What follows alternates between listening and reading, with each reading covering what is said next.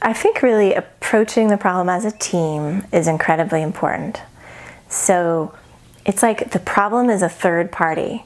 So there's you, your partner, and the problem. You guys are on the same team and you're looking at this problem, even if it's that you disagree. So, you know, partner wants kids to go to private school. You want them to go to public school. Instead of it be public, private, it's like we aren't sure where to send our kids to school and we have a different perspective on it. How are we going to solve this? So you're standing together looking at this like, well, here's my 2 cents to it, but together we're working this out. And also what I think is really fun, recently there's been some interest in the idea of negotiating instead of compromise. And I think that's a really, compromise can sometimes lead to no one getting their way.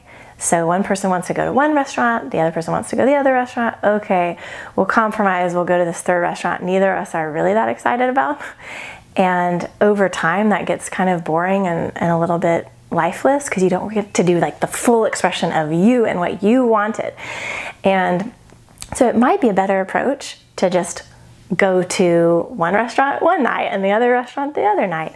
Of course, that doesn't work in the private versus public school unless you want them switching schools all the time. Who knows? Probably not good for the kids.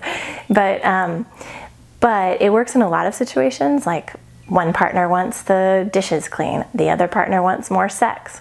Okay, instead of like one person nagging, like why do you never do the dishes, and the other person nagging, why do we never have sex?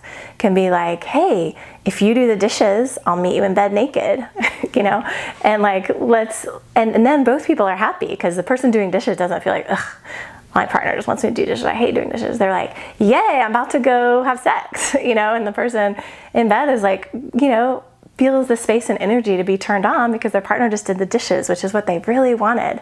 So I really kind of love the idea of negotiating instead of just compromising on things.